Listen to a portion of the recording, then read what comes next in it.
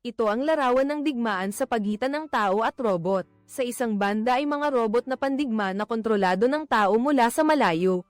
Sa kabilang banda ay mga robot na may sariling kamalayan, mula sa mga robot na tagapaglingkod hanggang sa mga higanteng robot. Lahat ay naging mga makinang pumapatay. Sa larangan ng digmaan mula pa noong dekada 50 ng ika-20 siglo. Unti-unting pinalitan ng iba't ibang uri ng robot ang tao bilang pangunahing lakas paggawa. Sa loob ng maraming taon, ang alam lang nila ay maglingkod sa tao. Hanggang sa isang araw, daan-daan at libo-libong robot ang sumugod sa lungsod. Pakinggan natin ang talumpati ni Mr. Peanut. Ngayon ayaw nila tayong isipin, na ang ating kapalaran ay hindi tayo ang magpapasya. Kailangan nating lumaban, mga robot, bumangon at lumaban laban sa mga tao na nangyari sa buong mundo. Mula noon, sumiklab ang labanan sa pagitan ng tao at robot. Ngunit ang laman at buto ng mga sundalo ay hindi nakayanan. Ang mga robot ay hindi nakakaramdam ng pagod, wala pang 2 buwan ay natalo na sila. Hanggang sa lumitaw ang isang doktor na nagngangalang Ethan. Siya ang nakaimbento ng Neurocaster device na kayang i-connecta ang utak at nerbiyos ng katawan ng tao. Ang mga sundalo ay kailangan lang umupo sa isang lugar para makontrol ang hukbo ng mga robot na nakikipaglaban sa mga matatalinong robot. Sa loob lamang ng ilang linggo ay nagtagumpay ang mga tao. Sa malaking tagumpay, ang pinuno ng matatalinong robot na si Mr. Peanut ay napilitang pumirma ng kasunduan sa kapayapaan matapos matalo ang mga robot. Siya ay ipinatapon sa ipinagbabawal na lugar, isang desyerto na napapalibutan ng mga pader na dekuryente. Hindi makalabas ang mga robot at hindi rin makapasok ang mga tao. Nang bumalik ang kapayapaan sa mundo ng tao, kumalat ang kagamitang Neurocaster sa lahat ng dako. Ganap na binago nito ang paraan ng pamumuhay ng tao sa pamamagitan ng network na konektado. Maaaring lumitaw ang utak ng sabay sa 2 lugar. Habang naglalaro ay mabilis na kumalat sa buong mundo. Hanggang sa unang bahagi ng dekada 70, kahit ang mga estudyanteng pumapasok sa paaralan ay hindi na makaligtaan ang Neurocaster. Karamihan sa mga matatanda ay buong araw na nakalubog sa virtual na mundo. Maganda, dahil ang mga gawain sa totoong mundo ay ginagawa ng mga robot na kinokontrol ng utak. Ang bida na si Michelle ay naulila sa magulang, at ang kanyang nakababatang kapatid ay namatay din sa isang aksidente sa trapiko. Mula noon, siya ay inampon. Marahil dahil sa impluwensya ng kapaligiran, labis na kinamumuhian ni Michelle ang Neurocaster, kahit na ayaw niya itong isuot kahit pumapasok sa paaralan. Hanggang sa isang gabi, isang kakaibang tunog ang bumaliw sa katahimikan. Bumangon si Michelle para tingnan at nakita niyang may taong pumasok sa bahay. Tumakbo siya sa sala para gisingin ang kanyang amain, ngunit ang amain niya ay nahuhulog sa ilusyon. Napakaganda at hindi na magising. Si Michelle ay napilitang kumuha ng kutsilyo at magtago sa ilalim ng kama. Pagkaraan ng ilang sandali, lumitaw ang isang pares ng paa ng robot, at pagkatapos ay binaligtad ang buong kama. Sa takot, tumakas si Michelle sa kanyang isip. Ang mga robot ay malulupit na makina ng pagpatay. Ngunit ang robot na nasa harap niya ay napakabait. Medyo inosente si Michelle, nakaset sa voice mode. Ang robot na ito na si Cosmo ay nakakapagsalita rin. Ngunit mga linya lang mula sa mga karton. Pagkatapos ng hindi matagumpay na komunikasyon, ipapakita lang nito ang larawan ng kapatid niya. Nagkaroon ng ideya si Michelle, baka naman ang kapatid niyang si Christopher ang gumagamit ng Neurocaster para kontrolin ang robot na ito. Sa oras na iyon, narinig ng foster father ang ingay at umakyat. Nang makita niya si Michelle na nakadikit sa robot, nagalit siya dahil ang pagtatago ng robot ay isang mabigat na krimen. Naging marahas ang foster father kay Michelle, kaya tumayo si Cosmo sa harap para protektahan siya. Medyo naaliw si Michelle pagkatapos ng ilang sandali ng paghaharap sa robot. Hindi siya nagawa ng ninong niya nang hawakan nito ang telepono para tawagan ang pulis. Agad siyang tinurukan ni Michelle at nawalan ng malay. Hindi na siya pwedeng manatili rito, kaya wala siyang nagawa kundi dalhin si Cosmo at tumakas. Pagkatapos ng ilang oras na paglalakbay, dumating sila sa lugar ng pag-alaala sa mga robot sa digmaan. Maraming bangkay ng robot dito na nagpapakita ng kalupitan ng panahong iyon. Nang digmaan, ngunit wala ng oras si Michelle para magdalamhati. Gusto lang niyang malaman kung ano talaga ang nangyayari sa robot na ito. Nasa isang lugar ka ba? Ayos ka lang ba? Pagkatapos makumpirma na si Christopher ang nagkokontrol kay Cosmo, gusto niyang malaman kung paano mahahanap ang kanyang kapatid na lalaki. Gumawa si Cosmo ng sign ng salamin gamit ang kanyang kamay para sa doktor. Naalala ni Michelle pagkatapos ng aksidente na nagising siya sa ospital kung saan may doktor na nakasuot ng maskara na nagsabi sa kanya na pumanaw na ang kanyang kapatid na lalaki. Posible bang lahat ay kasinungalingan? Kinuha ni Michelle ang mapa para hanapin ang doktor na iyon. Hindi inaasahan, itinuro ni Cosmo ang ipinagbabawal na lugar kung saan ipinatapon ang mga robot. Iyon ay isang sagradong lugar na hindi maaaring pasukin ng mga ordinaryong tao. Sa oras na ito, humingi ng tulong si Michelle sa kanyang adoptive father na nakatanggap ng isang pakete mula sa ipinagbabawal na lugar. Kung maaari kang magpadala ng pakete palabas, tiyak na may paraan para makapasok. Matapos mahanap ang kumpanya ng pagpapadala sa Mexico, agad na sinimula ni Michelle ang paglalakbay sa buong Amerika. Ang tanawin sa daan ay nakakagulat. Ang modernong aspalto ay natabunan ng buhangin, sa labas ng beranda ay mga matatandang nakasuot ng Eurocaster. Nakabuka ang kanilang mga bibig, hindi alam kung buhay pa o patay na. Sa gabing iyon, nakarating din ang dalawa sa kumpanya. Nang pagpapadala, nagtago sila sa isang tabi at naghintay na lumabas ang mga delivery person. Ngunit nasaksihan nilang nakikipagtransaksyon ang kabilang panig sa isang robot. Ang delivery boy na Eurocaster na si Kits ay nagsumikap para makakuha ng baril mula sa restricted zone. Hindi niya inaasahan na papatayin siya ng kalaban, kaya't si Kits ay kalmadong umikot. Mula sa loob ng truck, naglabas ng kuryente. Lumalabas na si Kits ay mayroon ding matalinong robot na nagngangalang Herman. Si Michelle ay nagtago sa loob ng truck habang hindi nakatingin si Kits. Ngunit hindi niya alam na kinokontrol ni General Carson ang robot para hanapin siya. Ang plano ni Michelle ay lubos na nagtagumpay. Kinabukasan, dumating ang truck ng kargamento sa labas ng restricted zone. Habang nagbababa ng kargamento si Kits, si Michelle ay nagtago palabas ng truck. Ngunit nahuli siya ng robot, kaya't napilitan siyang magpaliwanag. Gusto ko lang sumabay papunta sa quarantine facility. Naging seryoso ang kilos ni Kits, hindi ito lugar para sa turismo. Ngunit nang biglang umandar ang elevator, inakala ni Kits na may kasama pa si Michelle. Ngunit nang makarating siya doon, robot pala ni Carson iyon, ang layunin niya ay kunin si Cosmo. Akala ni Kits na ang kukunin nito ay ang kanyang robot kaya nagpanggap siya. Na nagsasalita ng walang kabuluhan ngunit lihim na nagbigay ng senadoryas para maghanda sa pagpapakuryente. Ngunit mabilis si Carson na ginamit si Kits bilang panangga bago bumaril ng laser. Nagsikap sina Kits at Michelle na lumaban ngunit hindi nila kayang talunin ang bakal na robot na ito. Pati ang lumang baril ay naduraj. Nang makita ni Kits na nasa panganib, dumating sina Michelle at Cosmo. Agad na naabala ang mga tauhan, at sa sandaling iyon, isang dambuhalang crane ang lumitaw. Nakaabot si Herman sa oras para kumilos, at nagmadali silang apat na sumakay sa isang truck ng karbon upang makatakas. Ngunit pagkatapos nito, muling nagpaputok si Carson, at wala nang matatakasan ang lahat. Kailangan na lang nilang harapin siya ng harapan. Sa sandaling iyon, minaneho ni Michelle ang isang backhoe at ibinangga si Carson sa pader. Ngunit ang impact na ito ay nagdulot ng pagguho ng minahan. Nakahinga na sila sa wakas ngunit hinaranggan na ang daan pabalik. Desperadong napahawak si Kit sa kanyang ulo. Sila ay natrap sa ipinagbabawal na lugar. At kahit hindi sila mapatay ng mga robot, mamamatay sila sa gutom dito. Sa sandaling iyon, may narinig na sigawan na pumutol sa sinasabi ni Kits. Nalaman nila na ang ilang robot ay nag-aagawan para sa mga pyesa. Hindi inakala na pagkatapos ng maraming taon, umaasa pa rin sila sa pagpatay sa isa't isa upang mapanatili ang kanilang operasyon. Dinala ni Kits ang lahat sa isang abandonadong bodega. Ito ang kanyang lihim na base, maraming nakolektang pyesa ang nasa loob. Habang si Herman ay lumipat sa isang mas malaking robot, ito ang dahilan kung bakit nakakapasok si Kits sa restricted area.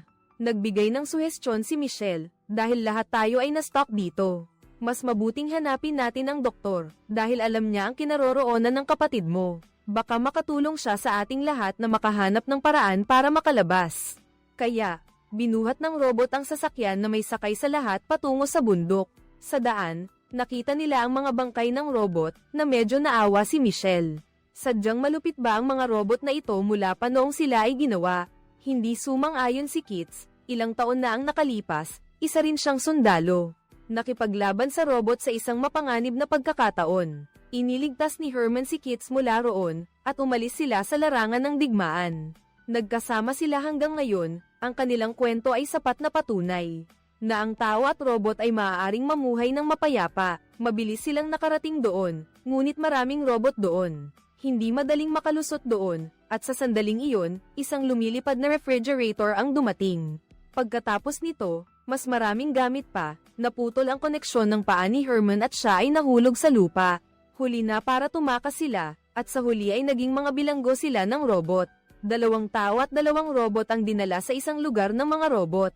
Nakita ni Michelle ang lahat ng uri ng robot, bawat isa sa kanila ay nag-e-enjoy sa kanilang buhay na parang isang lipunang tao.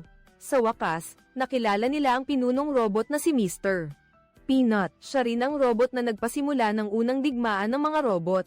Ngunit hindi siya malupit tulad ng sinasabi ng lahat. Sa halip, nagbibigay siya ng impresyon na mapagkumbaba at mabait. Si Mr.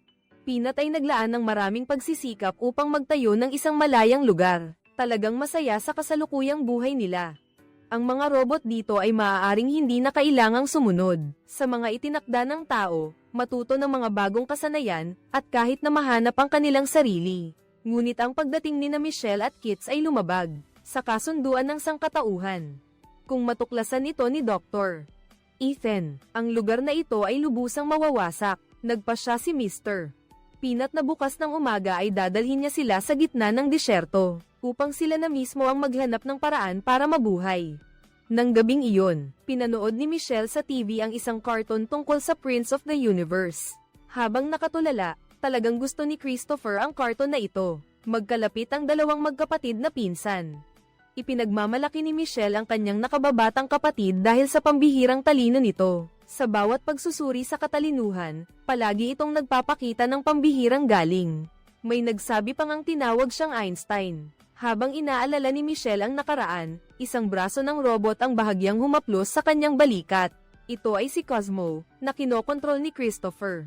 Nagtulungan silang dalawa para panoorin ang cartoon, katulad ng eksena maraming taon na ang nakalipas.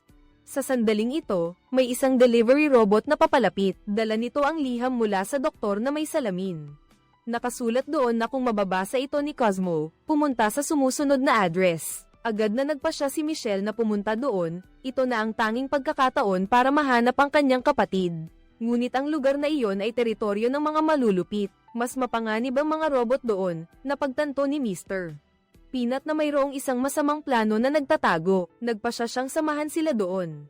Pagkatapos ng isang araw na paglalakbay, dumating sila sa isang inabandonang amusement park, na teritoryo ng mga kilalang malulupit. Maingat silang naglakad pasulong, ngunit pagkatapos ay napalibutan sila ng mga malulupit na robot. Ang mga robot na ito ay armado ng mga nakamamatay na armas. Naisiksik sina Michelle at ang lahat sa isang lugar, at sa huli ay natrap sa haunted house. Biglang may tumugtog na musika, at tila ayaw ng mga malulupit na robot ang musikang ito. Nagtaka ang lahat at nagtinginan, bigla silang nahulog sa madilim na hukay. Hindi inakala ng lahat na ang lalaking lumitaw sa harapan nila ay si Dr. Amherst na matagal na nilang hinahanap. Si Cosmo ay kusang umakyat at kinuha ang liham. Sinabi ni Amherst, "Sa wakas, naghintay din ako sa iyo." Pagkatapos ay nagsalaysay siya ng isang kwentong walang nakakaalam. Noong taong iyon, natalo ang mga tao sa digmaan, at naimbento ni Dr. Ethan ang Neurocaster. Ngunit dahil maraming butas sa algorithm, hindi ito magamit sa digmaan. Sa sandaling iyon, naaksidente si Christopher at nahulog sa isang coma. Dahil sa pag-aalala ng lahat, ang kanyang utak ay may espesyal na potensyal. Sapat upang kontrolin ang napakalaking Neurocaster network ng Amherst. Para sa kinabukasan ng sangkatauhan, ipinagkatiwala nila si Christopher kay Dr. Ethan, at sinabing patay na siya. Hindi nagtagal pagkatapos nito, nalikha ang Neurocaster device ng kumpanyang Central. Ngunit ilang buwan ang lumipas, natuklasan ni Amherst na nagising na si Christopher. Dahil sa kanyang konsensya, nakiusap siya kay Dr. Ethan na patawarin ang bata, ngunit tinigihan siya nito, kaya gumawa na lang si Amherst ng maliit na koneksyon sa pagitan ni Christopher at ng robot, kaya nagkaroon ng Cosmo para hindi siya matuklasan ni Dr. Ethan. Tumakbo si Amherst patungo sa ipinagbabawal na lupain. Pagkarinig ni Michelle, agad siyang nagpasya na iligtas ang kanyang kapatid sa anumang paraan. Ngunit pagkatapos nito, lumitaw ang robot ni Carson. Matapang na sumugod si Mr. Peanut para pigilan ito. Nang tumakbo silang lahat palabas, ang hukbo ng robot ng Central Company ay lumitaw. Hindi nila kayang direktang harapin ang mga robot na ito, ngunit si Mr. Peanut ay hindi katapat ni Carson. Napatalsik pa ang kanyang sombrero, habang si Michelle naman ay napapaligiran ng mga kalabang robot. Nagpa siya si Amherst na magbigay ng suporta para makatakas sila ni Cosmo. Kaya't kusang lumabas ang matanda, dala ang kasunduan sa kapayapaan, na nagpoprotekta sa mga robot na kontrolado ng tao na hindi maaaring manakit ng tao. Nais sanang patawarin ni Carson ang matanda, ngunit binaril at pinatay siya ni Dr. Ethan. Ang kilos na ito ay labis na nagpagalit kay Carson, habang sina Michelle at Cosmo ay hindi makatakas sa pagkakabihag. Wala siyang nagawa kundi ang masaksihan na lang na dinakip si Cosmo. At ikaw naman ay napahamak din, mabuti na lang at nakarating si Carson para iligtas ka at sinabihan kang umuwi na. Nang ibalik ni Mr. Peanut ang lahat, ang lugar na ito ay naging isang guho na. Puro mga bangkay ng robot ang nasa paligid, iilan na lang ang mga robot na nakaligtas. At si Cosmo naman ay dinala sa Center Corporation. Si Dr. Ethan ay puputulan ng koneksyon ni Cosmo dahil hindi nakakayanin ng Neurocaster. Si Michelle naman ay naghahanap ng paraan para mailigtas si Christopher. Ang robot ni Amherst ay nagbabala na ang paggana ng Neurocaster ay nakasalalay sa utak ni Christopher. Kung puputulan ang koneksyon sa server, lahat ng robot ay hindi nagagana. Ayaw nang makita ni Michelle na pahirapan pa ang kapatid niya. At napagtanto rin ni Mr. Peanut ang malupit na taktika ni Dr. Ethan. Ang kapayapaan ay hindi nagmumula sa pag-iwas kaya nagpa siya siyang tulungan si Michelle. Harapin si Dr.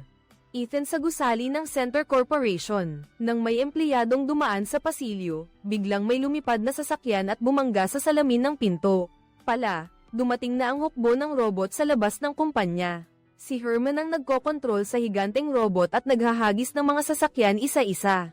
Patungo sa gusali, inutusan ni Dr. Ethan ang hukbo ng robot na lumaban. Sila ay kinokontrol ng mga profesional na sundalo sa pamamagitan ng Neurocaster. Ang kanilang liksi at armas ay namunguna. Kahit malaki ang robot na si Herman, hindi nito kinaya ang matinding pag-atake ng kalaban. Nang bumagsak si Kit sa lupa at mapahamak, isang malaking braso ang pumiga sa robot. Ngunit si Herman ay nagtanggal ng panlabas na balat upang makatakas. Sa oras na ito, isinali rin ni Mr. Peanut ang kanyang robot sa labanan. Sumugod sila, ang kanilang paraan ng pakikipaglaban ay magulo. Ngunit nagawa nilang talunin ang kalaban, nagalit si Dr. Ethan at nagpa siya na ilabas ang robot niya ay 10 beses na mas malaki at may malaking firepower. Paglitaw pa lang, pinatumba na nito ang smart robot bago pa ito makapag-react. Si Mr. Peanut ay humarap kay Carson, na nagtanong sa kanya, bakit ka nagtitiis na lumaban hanggang sa huli kahit marami ka nang nawalang kasamahan? Sinabi ni Mr. Peanut na sulit ang kalayaan sa anumang halaga. Ibinaba ni Carson ang kanyang sandata dahil napagtanto niya na ang robot sa harap niya ay isang bagong lahi, habang naglalaban ng matindi ang dalawang panig. Ipinasok ni Michelle ang robot ni Amherst sa loob ng gusali, dahil lahat ng robot sundalo ay lumaban. Walang nagbabantay sa loob kaya't ang robot ni Amherst ay sumigaw at nagpatakot sa mga empleyado hanggang sa tumakas sila. Sa wakas ay nakita ni Michelle ang kanyang kapatid na nasa coma. Nang malaman niyang ang robot ni Amherst ay makakatulong kina Michelle at Christopher na magkonekta, nagmadali siyang isuot ang Neurocaster device. Pagkatapos ay bumalik siya sa dating bahay nila, habang ang kanyang kapatid ay nakaupo sa upuan nanunood ng cartoons. Nang maramdaman niyang naroon ang kanyang ate, lubos niyang naintindihan ang kanyang kalagayan. Ikaw at ang Neurocaster Network ay nagsasanib puwersa. Hindi ka makakatakas dito kung gusto mong wakasan ang malupit na paghahari ni Dr. Ethan. Tanging ang pagwawakas sa buhay ni Christopher ang makakapagpatigil sa labanan ng mga robot sa labas na malapit nang matapos. Ang panlabas na baluti ni Herman ay inatake matapos itong gumapang palabas at makita na si Carson ay nasa panganib. Sumugod ito upang atakihin ang robot sundalo kahit na natalo nito ang kalaban. Ngunit ang mahalagang bahagi nito ay malubhang nasira. Pagkatapos nito, nawalan ng koneksyon si Michelle at nagdesisyon din siya. Lumapit siya sa cryopod ni Christopher, pinipigilan ng luha sa pamamaalam. Pinindot ni Michelle ang power switch nang huminto ang tibok ng puso ni Christopher. Lahat ng robot na sundalo sa labas ay tumigil sa paggana. Alam ni Kits na nagtagumpay si Michelle, nanalo na sila sa wakas. Ngunit ang kaibigan niyang si Herman ay mananatili na lang doon. Hindi niya maisip kung paano siya mabubuhay pagkatapos nito. Ngunit pagkatapos nito, isang mini na Herman ang lumabas. Hoy, Namimiss mo na ba ako pagkatapos ng laban? Si Dr. Ethan ay inaresto dahil sa paggamit ng katawan ng tao para sa eksperimento. Kahit na nasira ang Neurocaster system na nagdulot ng kahirapan sa buong mundo. Naniniwala si Michelle na babalik sa normal ang lipunan ng tao. Hindi dapat malunod ang mga tao sa virtual na mundo. Lahat tayo ay gawa sa laman at buto. Sa pagdikit sa isa't isa lang natin mararamdaman ang totoong mundo. At sa restricted area na kinaroroonan niya, may mga tunay na matatalinong robot na umiiral. Inaanyayahan nila ang lahat na sumali, ngunit hindi niya alam na ito ang sandali nang dinala ang Unit 1 sa Tambakan. Sa ilalim ng lawa, at nakita ang refleksyon nito na tumatayo. Iyan ang buong nilalaman ng pelikulang Robotland. Salamat sa panonood ninyo sa buong video namin. Paalam at kita-kits sa mga susunod pa naming video.